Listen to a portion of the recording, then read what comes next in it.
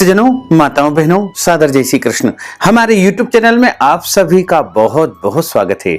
मैं हूं आपके साथ आचार्य धर्मेंद्र शास्त्री। सबसे पहले आपको और आपके पूरे परिवार को शारदीय नवरात्रि की बहुत बहुत शुभकामनाएं और बधाइयां। माता रानी का भरपूर आशीर्वाद आपके जीवन पर सदैव बना रहे। आपका पूरा परिवार तथा आप स्वयं सदैव सुखी रहें, स्वस्थ रहें, व्यस्त रहें, मस्त रहें, उन्नति करें तथा प्रगति करें। प्रत्येक वर्ष में 4 बार नवरात्रि आती है। पहली नवरात्रि जो होती है वो चैत्री नवरात्रि कहलाती है, जिसे प्रगट नवरात्रि के रूप में माना जाता है। उसके बाद जो नवरात्रि आती है वो आषाढ़ माह में नवरात्रि आती है, उसे गुप्त नवरात्र कहा जाता है। उसके बाद तीसरी जो प्रगट नवरात्रि होती है वो आश्विन माह के शुक्ल पक्ष की प्रतिपदा से लेकर के नवमी तक जो 9 दिन के नवरात्र होते हैं उन्हें प्रगट नवरात्रि के रूप में माना जाता है। शारदीय नवरात्रि के रूप में भी इसे माना जाता है। इस दौरान भगवती जगदम्बा की विशेष आराधना की जाती है, पूजा की जाती है और निरंतर 9 दिनों तक मां परांबा, भगवती जगत जननी, महाकाली, महालक्ष्मी, महासरस्वती की त्रिगुणात्मक स्वरूप की आराधना तथा पूजा की जाती है। घर में कलश की स्थापना की जाती है, जवारे बोए जाते हैं। इसके अलावा अखंड ज्योति की स्थापना भी हमारे घर परिवार में की जाती है और सभी लोग बड़ी तन्मयता के साथ में भगवती की पूजा करते हैं, आराधना करते हैं, क्योंकि धर्म ग्रंथों में तथा देवी भागवत में लिखा हुआ है कि कलौ चंडी विनायको, यानी कलयुग में यदि साक्षात देवता के रूप में कोई है तो वो चंडी और विनायक, यानी भगवती जगदम्बा आज भी इस पृथ्वी पर जो है कलयुग में सबसे जल्दी फल देने वाली देवी है। तो यदि आप अपने जीवन की समस्याओं का निवारण करना चाहते हैं, अपनी समस्त इच्छाओं का पूर्ण करना चाहते हैं, तो आपको शारदीय नवरात्र में भगवती की विशेष आराधना करना चाहिए, उनकी पूजा करना चाहिए, उनकी सेवा करना चाहिए। शारदीय नवरात्रि का आरंभ इस बार 7 अक्टूबर 2021 गुरुवार के दिन से हो रहा है। वैसे तो 9 दिन के नवरात्र माने जाते हैं, लेकिन इस बार चतुर्थी तिथि का गड़बड़ होने के कारण जो है 8 दिन के नवरात्र ही होंगे। यानी नवमी तिथि जो कि 14 अक्टूबर 2021 गुरुवार के दिन रहेगी। 7 अक्टूबर के दिन घट स्थापना की जाएगी और घट स्थापना शुभ मुहूर्त में की जाती है। पहले दिन जब हम जवारे बोते हैं, घट स्थापना की जाती है, तो वह कार्य हमको शुभ मुहूर्त में करना चाहिए। शुभ मुहूर्त भी हम आपको बताएंगे। सबसे पहले हम आपको बता दें कि नवरात्रि के दौरान आपको कुछ ऐसे काम हैं जिनको करने से बचना चाहिए, अन्यथा भगवती परांबा जगदम्बा क्रोधित भी हो सकती है, रुष्ट हो सकती है। इसलिए यदि आप चाहते हैं कि माता रानी आपसे प्रसन्न रहे और उनका आशीर्वाद आपको हमेशा मिलता रहे, तो आपको नवरात्रि के दौरान कुछ कार्यों को करने से बचना चाहिए, जिसमें सबसे पहला काम है कि आपको नवरात्रि के दौरान यदि व्रत रखते हैं और नहीं भी रखते हैं तो भी आपको इस दौरान कटिंग नहीं करवाना है, दाढ़ी नहीं बनाना है और आपको इस दौरान शरीर के अंग के कोई भी बाल नहीं कटवाना चाहिए। दूसरा काम है नवरात्रि के दौरान लहसुन, प्याज, मांस, मदिरा, मसूर की दाल का उपयोग बिल्कुल नहीं करना चाहिए और इस दौरान आपको जो है किसी भी प्रकार का अभक्ष भक्षण यानी गंदी वस्तुएं नहीं खाना पीना चाहिए। और नवरात्रि के दौरान घर के बड़े बुजुर्ग जैसे माता पिता, सास ससुर या अन्य वरिष्ठ जन होते हैं, उनका अपमान या अनादर नहीं करना चाहिए, उनके साथ प्रेम का व्यवहार करना चाहिए। इसके अलावा चौथा कार्य है कि हम नवरात्रि में भगवती जगदम्बा की आराधना करते हैं, शक्ति की पूजा करते हैं। तो नवरात्रि में हमको माताओं, बहनों को, बच्चियों को कष्ट नहीं पहुंचाना चाहिए, उन्हें पीड़ित नहीं करना चाहिए, उनको सजा नहीं देना चाहिए, क्योंकि नवरात्रि का जो पर्व होता है वो शक्ति की आराधना का पर्व होता है। और वैसे तो कहा गया है कि जहां पर नारी की पूजा होती है वहां पर लक्ष्मी का वास होता है। तो यदि आप अपने घर में लक्ष्मी का वास चाहते हैं तो आप नवरात्रि के दौरान माताओं बहनों को कष्ट बिल्कुल न पहुंचाएं, उनका सम्मान करें, उनका आदर करें। नवरात्रि के दौरान पेड़ पौधों को काटना या छांटना भी नहीं चाहिए, क्योंकि प्रत्येक पेड़ पौधों में जीव का वास माना जाता है। और इसी तरह नवरात्रि के दौरान आपको जो है, यदि आप कोई अनुष्ठान कर रहे हैं तो आपको एक समय भोजन करके व्रत करना चाहिए या दोनों समय फलाहार करके भी आप व्रत कर सकते हैं। साथ ही अनुष्ठान के दौरान ब्रह्मचर्य व्रत का पालन करना चाहिए। और इस दौरान हमको लड़ाई झगड़ा वाद विवाद नहीं करना चाहिए, क्रोध नहीं करना चाहिए, झूठ नहीं बोलना चाहिए, गाली गलौच नहीं करना चाहिए, अपशब्दों का उपयोग बिल्कुल नहीं करना चाहिए, क्योंकि जिस मुख से, जिस जिह्वा से हम माता रानी के नामों का स्मरण करेंगे, उनको याद करेंगे, उस जिह्वा को हमको पवित्र रखना है और उस जिह्वा से कोई भी ऐसा अपशब्द न निकले जिससे माता रानी को कष्ट पहुंचे। साथ ही नवरात्रि के दौरान हम जो भी काम करें वो पूरी पवित्रता के साथ करें। सूर्योदय के पहले उठें, जल्दी स्नान करें, माता रानी का पूजन अर्चन करें। सुबह शाम दोनों समय उनकी अच्छी प्रकार पूरी निष्ठा के साथ में आरती करें, उनकी भक्ति करें। और जो माताएं बहनें मासिक धर्म की अवस्था में रहती है उनको व्रत तो करना चाहिए, लेकिन इस दौरान भगवान को छूना या स्पर्श बिल्कुल नहीं करना चाहिए। पूजन पाठ वो अपनी ओर से यदि करवाना चाहती है तो किसी अन्य के माध्यम से करवा सकते हैं।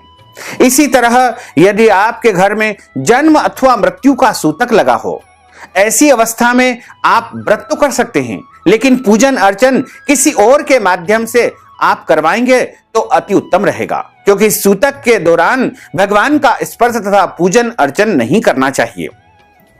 नवरात्रि के दौरान रात्रिकालीन साधना का विशेष महत्व माना गया है। वैसे तो नवरात्रि में अहर्निशम जब तब पूजा पाठ साधना आराधना कर सकते हैं, लेकिन रात्रि में साधना का विशेष महत्व माना जाता है और नवरात्रि के प्रत्येक दिन सिद्धिदायक होते हैं। इन दिनों में यदि आप कोई भी शुभ कार्य करेंगे तो आपके लिए वह बहुत ही उपलब्धि कारक रहेगा। जैसे आप नया पदभार ग्रहण कर सकते हैं और किसी भी नए काम की शुरुआत यदि आपको करनी है, नया व्यापार आप शुरू करना चाहते हैं, नए घर में आप प्रवेश भी कर सकते हैं, नया वाहन भी आप खरीद सकते हैं, या फिर भूमि भवन वाहन या ज्वेलरी से संबंधित कोई भी काम यदि आप नवरात्र के दौरान करेंगे तो अति शुभ फलदायी आपके लिए साबित होगा।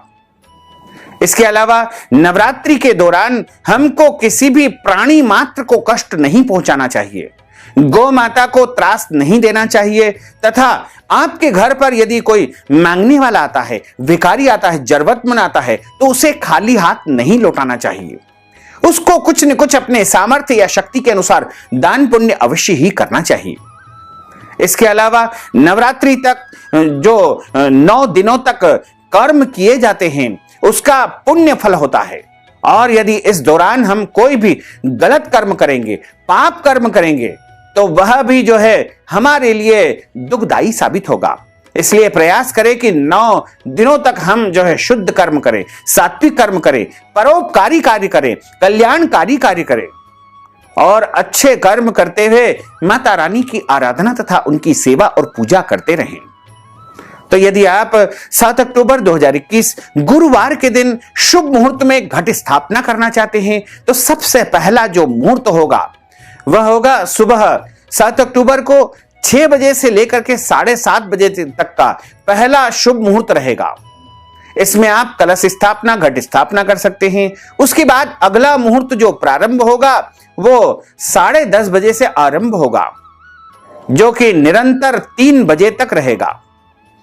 उसके बाद अगला जो मुहूर्त होगा वो शाम को 4:30 से लेकर के 6 बजे तक का रहेगा। उसके बाद रात्रि का यानी सूर्यास्त के बाद 6 बजे से भी एक मुहूर्त आरंभ हो रहा है, जो कि निरंतर 9 बजे तक चलेगा। इन शुभ मुहूर्तों में आप भगवती जगदम्बा की स्थापना कर सकते हैं, कलश की स्थापना कर सकते हैं, जवारे की स्थापना कर सकते हैं, घट स्थापना कर सकते हैं। तो यदि आप अपने घर में कलश स्थापना करते हैं, घट स्थापना करते हैं, तो आपको पहले से ही सभी सामग्री अपने घर में एकत्रित करके रख लेना चाहिए। और नवरात्रि के पहले ही आप अच्छी प्रकार से घर की साफ सफाई कर ले, लिपाई पुताई जो भी आप करना चाहते हैं वो भी कर लेवे। और यदि पूरे घर की सफाई नहीं कर सकते हैं तो पूजा कक्ष, पूजा घर की सफाई आप अनिवार्य रूप से कर लीजिएगा। और यदि सफाई भी नहीं कर पाते हैं तो आप गंगा जल छिड़क करके उस कक्ष को, उस स्थान को पवित्र कर लीजिएगा। तथा पूजन सामग्री आप पहले से एकत्रित कर लीजिए। इसमें पूजन में मुख्य रूप से आपको एक लाल कपड़ा लगेगा, जिसके ऊपर आपको नवग्रह, षोडश मातृका, गौरी गणेश और कलश की स्थापना करनी होगी। इसके अलावा एक जवारा बोने के लिए एक पात्र लगेगा, जो मिट्टी का पात्र बाजार में मिलता है, उसमें आप मिट्टी डाल करके जो है जवारे बोएंगे। यदि आप चाहें तो पत्तल के ऊपर, एक चौकी के ऊपर पत्तल रख करके उसके ऊपर मिट्टी डालकर उसके ऊपर भी जवारे आप बो सकते हैं। एक मिट्टी का कलश आपको वहां पर स्थापित करना चाहिए। मिट्टी का कलश यदि नहीं हो तो तांबे का कलश भी आप स्थापित कर सकते हैं। तथा एक नारियल कलश में रखने के लिए आपको चाहिए और एक नारियल भगवती को चढ़ाने के लिए आपको चाहिएगा। नवग्रह के लिए 9 सुपारी, जो खड़ी सुपारी होती है, वो लगेगी। इसके अलावा षोडश मातृका भी आप यदि स्थापित करते हैं तो 16 सुपारी उनके लिए भी लगेगी। और इसके साथ ही गौरी गणेश की यदि मूर्ति है तो उनको आप स्थापित कर दीजिएगा, और नहीं है तो आप उनके सुपारी की भी गौरी गणेश बना करके उनकी स्थापना कर सकते हैं। चावल आपको लगभग आधा किलो लगेंगे, गेहूं आपको आधा किलो लगेंगे, 250 ग्राम जव आपको लेना चाहिए, जो कि जवारे बोने के लिए आपको लगेंगे। और इसमें अखंड ज्योति तेल की लगाना चाहिए, जैसे सरसों का तेल उपयोग कर सकते हैं। अन्य कोई भी शुद्ध और सात्विक तेल आपको इसमें लेना चाहिए। तथा आप कलावा की बत्ती या रुई की बत्ती भी इसमें उपयोग कर सकते हैं। दीपक मिट्टी का, पीतल का, तांबे का या चांदी या अन्य कोई भी शुद्ध और पवित्र धातु का आप उपयोग कर सकते हैं। एक लोटा आपको पूजन के लिए अलग से जल चढ़ाने के लिए चाहिए होगा। तथा जिस थाली में आप पूजन सामग्री रखते हैं उसमें आपको रोली यानी कुमकुम आपको रखना है, थोड़े से चावल रखना है, अबीर, गुलाल, हल्दी, मेहंदी, सिंदूर, कपूर, कलावा, रक्षा सूत्र, मोली जिसे कहा जाता है, जनेऊ जोड़ा। जनेऊ जोड़ा आपको एक तो नवग्रह को चढ़ाना है, एक कलश को चढ़ाना है और एक गणेश जी को चढ़ाना है। इस प्रकार कम से कम 3 जनेऊ जोड़े आपको लगेंगे। तथा पंचमेवा, ड्राई फ्रूट्स जो 5 प्रकार के सूखा मेवा होते हैं वो आपको लगेंगे। और पंचामृत जो कि दूध, दही, शहद, शक्कर, घी से निर्मित होता है। और इसी तरह आपको अष्टगंध और चंदन की भी आवश्यकता लगेगी। तथा इत्र की शीशी आपको एक लेना चाहिए। और आपको माता रानी के लिए धूप बत्ती अच्छी प्रकार की सुगंधित लाना चाहिए। और दीपक के लिए घी भी आपको लगाना है, क्योंकि आरती का जो दीपक है वो घी का ही आप उपयोग करेंगे। और माता रानी के लिए ताजे पुष्प की माला या पुष्प या लाल पुष्प आप नित्य प्रति व्यवस्थित करके रख लेवे। पान का बीड़ा माता जी को चढ़ाया जाता है और इसी के साथ माता रानी को चुनरी अर्पित की जाती है। आप चाहें तो साड़ी भी अर्पण कर सकते हैं। और सौभाग्य की वस्तुएं जैसे मंगलसूत्र, बिछिया, पायल या जो भी सौभाग्य की पुड़िया बाजार में मिलती है वो भी आप ला करके माता रानी को चढ़ा सकते हैं। मेहंदी की पुड़िया, सिंदूर भी माता रानी को आप अर्पित कर सकते हैं। इसी के साथ ये पूजन सामग्री आप अपनी आस्था, परंपरा या जिस प्रकार आप करते आए हैं उसी प्रकार आपको करना चाहिए। लेकिन ध्यान रखें कि यदि आप संस्कृत में श्री दुर्गा सप्तशती का पाठ करते हैं तो शुद्ध रूप से आपको उच्चारित करना चाहिए, यानी दुर्गा सप्तशती में कभी भी अशुद्ध उच्चारण नहीं करना चाहिए। आप यदि चाहें तो हिंदी में पाठ कर लेंगे, लेकिन संस्कृत के जितने भी उच्चारण होते हैं उनका उच्चारण शुद्ध होना चाहिए। शुद्ध उच्चारण यदि नहीं होगा तो अर्थ का अनर्थ भी हो जाता है। इसलिए शुद्ध दुर्गा सप्तशती का पाठ कर सकते हैं तो ही आप करें, अन्यथा किसी विद्वान ब्राह्मण को बुला करके उनके माध्यम से पूजन अर्चन आप संपन्न करवाए। और इसी तरह आप नित्य प्रति पहले दिन शुभ मुहूर्त में स्थापना कर लेवे और सुबह शाम मां भगवती की पूजा आराधना करें और नित्य प्रति उनको भोग लगाएं। वैसे तो भोग की अलग अलग सामग्री होती है, लेकिन आप चाहें तो प्रतिदिन माता रानी को हलवा या पंचमेवा फल मिठाई का भोग आप लगा सकते हैं। इसी तरह आप सुबह और शाम को दोनों समय पूजन अर्चन करें तथा आप अष्टमी अथवा नवमी के दिन सबसे पहले उनका नित्य प्रति की तरह पूजन अर्चन करें। पूजन अर्चन करने के बाद में हवन करें। हवन के लिए आप ओम ऐं ह्रीं क्लीं चामुंडाय विच्चे इस मंत्र से भी 108 आहुति दे सकते हैं, या ओम दुम दुर्गाये नमः इस मंत्र से भी आप आहुति दे सकते हैं। हवन करने के पश्चात कन्या भोजन करवाएं। कम से कम 5 कन्या, 11 कन्या, 21 कन्या या जितनी भी आपके यहां उपलब्ध हो उतनी कन्याओं को भोजन करवाएं। आप चाहें तो 9 कन्याओं को भी आप भोजन करवा सकते हैं। 8 वर्ष से जो ऊपर की होती है वह कन्या सबसे श्रेष्ठ मानी जाती है। उनको बुला करके उनका पूजन करें और उनको भोजन कराएं। उनको उपहार स्वरूप कोई ऐसी वस्तु दे जो उनको पढ़ाई लिखाई में उपयोगी हो, जैसे कॉपी, पेन, पेंसिल इत्यादि वस्तुएं भी आप उनको उपहार स्वरूप प्रदान कर सकते हैं। और इसी तरह आप ब्राह्मण को बुला करके उनके माध्यम से हवन पूजन भी संपन्न करवा सकते हैं और उनके माध्यम से पूजन पाठ संपन्न करवा सकते हैं। और इसी तरह आप जो है प्रतिदिन व्रत रखें और एक समय फलाहार करके या भोजन करके एक समय आप व्रत रख सकते हैं। और निरंतर आप हवन वाले दिन तक आपको व्रत रखना चाहिए।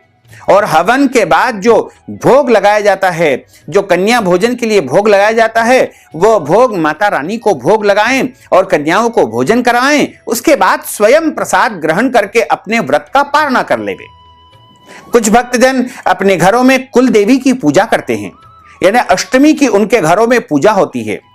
तो इस बार अष्टमी की जो कुल देवी की पूजा होगी वो 13 अक्टूबर 2021 बुधवार के दिन होगी। अष्टमी तो वैसे एक दिन पहले से ही यानी 12 अक्टूबर से ही आरंभ हो जाएगी, रात्रि से आरंभ हो जाएगी। क्योंकि 13 अक्टूबर की रात तक अष्टमी तिथि रहेगी, इसलिए सूर्योदय व्यापिनी तथा रात्रि व्यापिनी अष्टमी 13 अक्टूबर को ही है। इसीलिए 13 अक्टूबर को ही अष्टमी का यानी कुल देवी का विशेष पूजन अर्चन सभी भक्तजनों को करना चाहिए। जिनके घरों में सप्तमी का पूजन होता है उनको 12 अक्टूबर 2021 मंगलवार के दिन सप्तमी का पूजन अर्चन करना चाहिए। और जिन घरों में, जिन परिवारों में नवमी का पूजन अर्चन होता है उनको 14 अक्टूबर 2021 गुरुवार के दिन दुर्गा नवमी का पूजन अर्चन संपन्न करना चाहिए। और इसके बाद 15 अक्टूबर 2021 शुक्रवार के दिन विजयादशमी का महापर्व रहेगा। इस दिन विजय मुहूर्त इसे कहा जाता है। विजयादशमी स्वयं सिद्ध मुहूर्त माना गया है। यदि कोई भी नया या शुभ या बड़ा काम यदि आप शुरू करना चाहते हैं तो आपको विजयादशमी के दिन करना चाहिए। इसे अबूझ मुहूर्त या अक्षय मुहूर्त के रूप में माना जाता है। वैसे तो नवरात्रि के प्रत्येक दिन सिद्धिदायक माने जाते हैं, लेकिन विजयादशमी अपने आप में ही सर्वोत्तम सिद्धिदायक दिन माना गया है। तो आप इस तरह से माता रानी की पूजा करें, आराधना करें, उनकी सेवा करें, निश्चय ही आपकी समस्त मनोकामनाएं अवश्य ही पूर्ण हो सकेगी। तो भक्तजनों, माताओं, बहनों, अगर आप हमारे माध्यम से नवरात्र के दौरान कोई भी पूजन अर्चन संपन्न करवाना चाहते हैं, श्री दुर्गा सप्तशती का पाठ करवाना चाहते हैं या कोई भी मंत्र जाप अनुष्ठान यदि आप हमारे माध्यम से संपन्न करवाना चाहते हैं तो इस हेतु आप अपना नाम तथा गोत्र भेजिएगा और नगद राशि के रूप में हमें आप पेटीएम के माध्यम से भेज सकते हैं, गूगल पे के माध्यम से, फोन पे के माध्यम से या फिर अकाउंट नंबर के माध्यम से नगद राशि पहुंचा करके शारदीय नवरात्रि का संपूर्ण पुण्य फल आप प्राप्त कर सकते हैं। साथ ही आपसे अनुरोध है कि हमारे इस ज्ञानवर्धक वीडियो को अधिक से अधिक लोगों को शेयर करिएगा, लाइक करिएगा, कमेंट करिएगा और यदि अभी तक आपने सब्सक्राइब नहीं किया तो अभी और इसी समय सब्सक्राइब अवश्य कर लीजिए। आपको और आपके पूरे परिवार को सादर जय श्री कृष्ण, सादर धन्यवाद।